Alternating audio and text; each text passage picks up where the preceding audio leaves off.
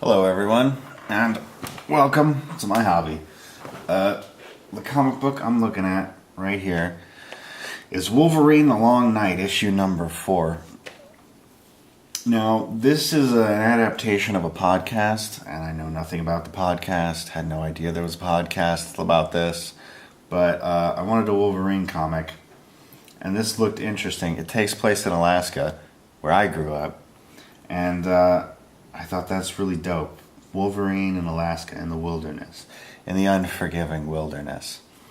Now this comic book, Wolverine the Long Night, is actually a lot like the later Hellraiser movies, in that the Hellraiser movies, the later Hellraisers movies, were just other movies that they stuck the Cenobites into, and this comic book is like that. It's another story, another comic book entirely, that they just kind of shove Wolverine into. Long story short, there have been some murders and some crimes in a town in Alaska, and 2 detectives show up, and they, oh look, a completely worthless page that nobody reads and that I'm not going to.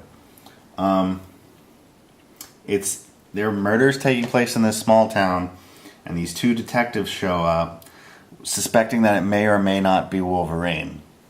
They get there, they find that there's this wealthy family that owns this logging company, they own this fishing company, they own a bunch of shit, and then there's this weird cult.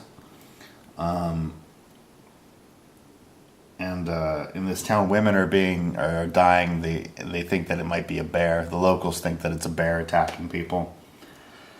Look at that. J. Scott Campbell doing a Black Cat cover for Black Cat #1. That is damn fine drawing. I need to find more of his work. Like, I don't have enough J. Scott Campbell in my life. Isn't that gorgeous? But yeah, you got these 2 detectives. And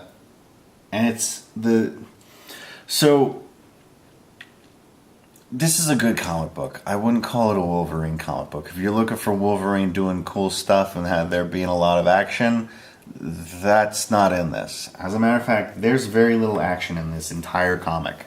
In the last 3-4 issues, there's been very little action. It's mostly these 2 detectives trying to solve a crime. And it's cool. I like that. So if you're looking for a good little detective story, this is one of the detectives. I don't understand why she's dressed like Diane Keaton and Annie Hall, but she's one of the detectives. There's the other detective.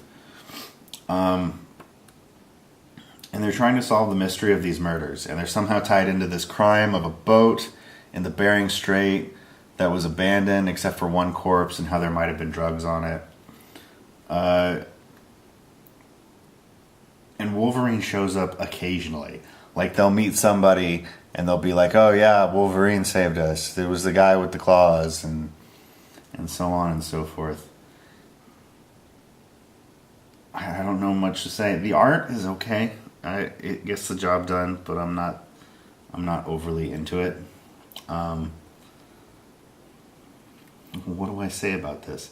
It's entertaining.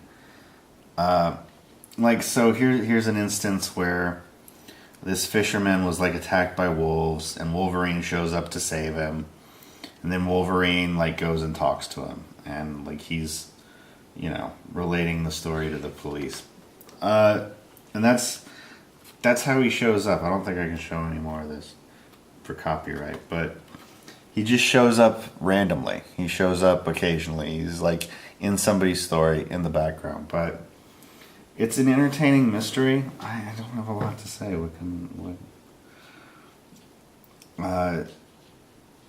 It's possible that the son of the logger of the people who own the logging company, he might have had an Inuit spirit attach him to him.